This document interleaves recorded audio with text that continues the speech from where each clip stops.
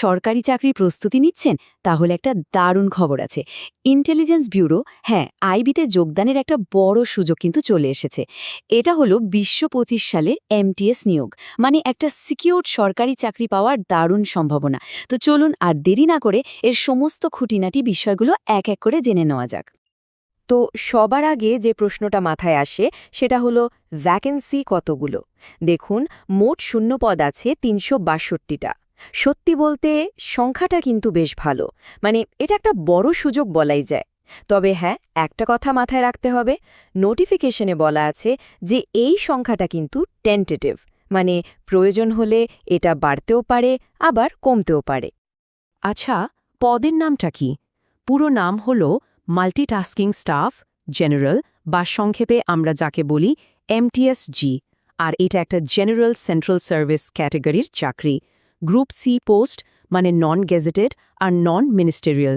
বেশ ভালো একটা পোস্ট কিন্তু, হ্যাঁ। এই পুরো নিয়োগ প্রক্রিয়াটা যাতে পরিষ্কারভাবে বোঝা যায়, তার জন্য আমরা কয়েকটা ধাপে এগোব। প্রথমে দেখব পদের বিবরণ আর স্যালারি কেমন। তারপর আসবে যোগ্যতা আর বয়সসীমা। এরপর জানব আবেদন কিভাবে করতে হবে, ডেটগুলো কি কি, পরীক্ষার প্যাটার্ন আর সিলেবাসটাও বুঝে নেব। আর শেষে থাকবে কিছু খুবই জরুরি তথ্য, যেগুলো মিস করলে চলবে না। তো চলুন শুরু করা যাক প্রথম সেকশন দিয়ে। আর শুরুতেই থাকছে সবচেয়ে ইন্টারেস্টিং পার্ট, মানে স্যালারি। এই চাকরিতে বেতন কেমন হতে পারে চলুন জেনে নেই। এই পোস্টের পে স্কেল হল লেভেল 1। এর মানে হল বেসিক পে শুরু হচ্ছে ১৮,০০০ টাকা থেকে, আর এটা বেড়ে ৫৬,৯০০ টাকা পর্যন্ত যেতে পারে। আর হ্যাঁ, এটা তো শুধু বেসিক, এর সাথে সেন্ট্রাল গভর্নমেন্টের নিয়ম অনুযায়ী আরও অনেক অ্যালাওয়েন্স বা ভাতা যোগ হবে। কিন্তু বেতনের আসল মজাটা লুকিয়ে আছে অন্য জায়গায়। সেটা হলো স্পেশাল সিকিউরিটি অ্যালাউয়েন্স। যেহেতু এটা ইন্টেলিজেন্স ব্যুরোর চাকরি, কাজের ধরনটা একটু আলাদা, তাই বেসিক পের ওপর আরও 20% এক্সট্রা দেওয়া হয়। ভাবুন একবার, এই অ্যালাউয়েন্সটা কিন্তু মোট স্যালারিকে অনেকটাই বাড়িয়ে দেয়, আর এটাই এই চাকরিটাকে আরও বেশি আকর্ষণীয় করে তুলেছে। আচ্ছা, স্যালারির ব্যাপারটা তো বোঝা গেল, বেশ আকর্ষণীয়। কিন্তু প্রশ্ন হলো, কারা কারা এই পদের জন্য আবেদন করতে পারবেন? চলুন পরের সেকশনে দেখে নিই এর জন্য কি কি যোগ্যতা আর বয়স সীমা দরকার। যোগ্যতার ব্যাপারটা কিন্তু খুবই সিম্পল রাখা হয়েছে। প্রথমত অন্তত মাধ্যমিক বা দশম শ্রেণী পাশ হতে হবে, ব্যাস। আর দ্বিতীয় যে শর্তটা আছে সেটা কিন্তু খুবই গুরুত্বপূর্ণ। যে রাজ্যের এসআইবি বা সাবসিডিয়ারি ইন্টেলিজেন্স ব্যুরোর জন্য আবেদন করা হচ্ছে, সেই রাজ্যের ডোমিসাইল সার্টিফিকেট থাকতেই হবে। এটা মাস্ট। এটা না থাকলে কিন্তু আবেদন করা যাবে না। এবার আসি বয়সের কথায়। বয়স হতে হবে 18 থেকে 25 বছরের মধ্যে। আর এই বয়সটা হিসেব করা হবে কবে থেকে? আবেদনের শেষ তারিখ, মানে 14 ডিসেম্বর 2025 অনুযায়ী। এই ডেটটা কিন্তু ফাইনাল বয়স হিসেবের জন্য। তবে হ্যাঁ, সরকারি নিয়ম মেনে বয়সের ঊর্ধ্বসীমায় ছাড়ও আছে। যেমন এসসি বা এসটি ক্যান্ডিডেটরা 5 বছরের ছাড় পাবে, আর ওবিসি ক্যান্ডিডেটরা পাবেন 3 বছরের ছাড়। তো যদি যোগ্যতা আর বয়সসীমা মিলে যায়, তাহলে পরের স্টেপ হলো অ্যাপ্লিকেশন। এই সেকশনে আমরা সেটাই দেখব, কিভাবে আর কবে আবেদন করতে হবে। এই ডেটগুলো কিন্তু খুব ভালো করে মনে রাখতে হবে। অ্যাপ্লিকেশন পোর্টাল খুলছে 22শে নভেম্বর 2025-এ আর বন্ধ হয়ে যাবে 14ই ডিসেম্বর 2025-এ। আর হ্যাঁ, শেষ দিনের জন্য একদম অপেক্ষা করা যাবে না, কারণ ঠিক রাত 11টা বেজে 59 মিনিটে কিন্তু পোর্টাল বন্ধ। তাই আগেভাগে ফর্ম ফিল আপ করে নেওয়াটা বুদ্ধিমানের কাজ। আরেকটা খুব জরুরি কথা, অ্যাপ্লিকেশন কিন্তু করতে হবে শুধু অনলাইনে। অন্য কোনোভাবে, মানে অফলাইনে আবেদন করার কোনো অপশন নেই।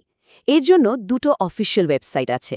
একটা হলো মিনিস্ট্রি অফ হোম অ্যাফেয়ার্স বা MHA এর ওয়েবসাইট www.mha.gov.in, আর অন্যটা হলো ন্যাশনাল ক্যারিয়ার সার্ভিসের পোর্টাল www.ncs.gov.in। এই দুটো ওয়েবসাইটেই ফর্ম পাওয়া যাবে। এবার আসি অ্যাপ্লিকেশন ফি এর কথায়। দেখুন, ফি এর দুটো পার্ট আছে। একটা হলো এক্সাম ফি, 100 টাকা আর অন্যটা হলো প্রসেসিং চার্জ 550 টাকা। যারা জেনারেল ইডব্লিউএস বা ওবিসি ক্যাটাগরির পুরুষ প্রার্থী তাদের দুটো মিলিয়ে মোট 650 টাকা দিতে হবে। তবে একটা ভালো খবর আছে, এসসি, এসটি, সমস্ত মহিলা প্রার্থী আর পিডব্লিউডি ক্যান্ডিডেটদের এক্সাম ফি দিতে হবে না। তাদের জন্য শুধু প্রসেসিং চার্জ মানে 550 টাকা লাগবে। ফর্ম ফিল আপ তো হয়ে গেল, এবার আসল লড়াই, পরীক্ষার প্রস্তুতি। তো চলুন এই সেকশনে আমরা এক্সাম প্যাটার্ন আর সিলেবাসটা একটু ডিটেলসে বুঝে নিই। দেখুন, সিলেকশন প্রসেসটা মূলত দুটো ধাপে হবে। প্রথমটা হলো টিয়ার 1, এটা একটা অনলাইন অবজেক্টিভ টাইপ পরীক্ষা, আর দ্বিতীয়টা হলো টিয়ার 2, যেটা একটা ডেসক্রিপটিভ বা বর্ণনামূলক পরীক্ষা।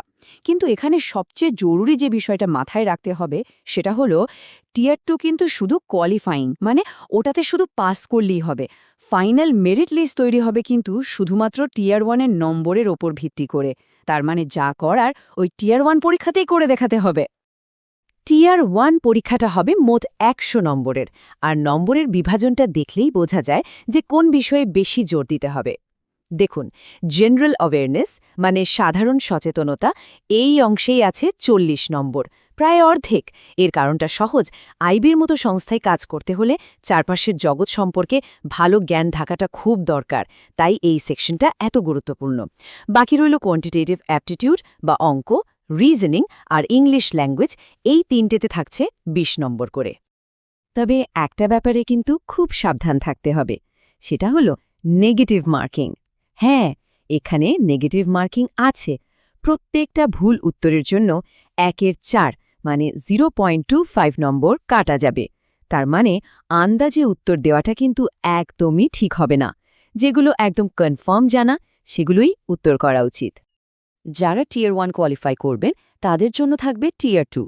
এটা একটা ডিসক্রিপটিভ পরীক্ষা ইংলিশ ল্যাঙ্গুয়েজের উপর, মোট 50 নম্বরের পরীক্ষা। আর আগেই যেমন বললাম, এটা শুধু কোয়ালিফাইং, মানে 50-এর মধ্যে মিনিমাম 20 পেলেই পাস। আবারও বলছি, এই নম্বরটা কিন্তু ফাইনাল মেরিট লিস্টে যোগ হবে না। আমরা প্রায় সবটা জেনেই ফেলেছি। এবার শেষ সেকশনে কিছু খুব জরুরি তথ্য দেখে নেব, যেগুলো খেয়াল না রাখলে কিন্তু পুরো আবেদনটাই বাতিল হয়ে যেতে পারে। এখানে দুটো খুব জরুরি নিয়ম আছে। প্রথমটা হলো, একজন ক্যান্ডিডেট শুধু একটাই এসআইবির জন্য আবেদন করতে পারবেন, মানে যে কোনো একটা রাজ্যের জন্যই অ্যাপ্লাই করা যাবে। যদি কেউ একাধিক আবেদন করে ফেলেন তাহলে কিন্তু সবকটা বাতিল হয়ে যাবে। আর দ্বিতীয় নিয়মটা হলো, এই চাকরিটার পোস্টিং কিন্তু সারা ভারতে যে কোনো জায়গায় হতে পারে, মানে অল ইন্ডিয়া ট্রান্সফার লায়াবিলিটি আছে। তাই ভারতের যে কোনো জায়গায় কাজ করার মানসিক প্রস্তুতি রাখতে হবে।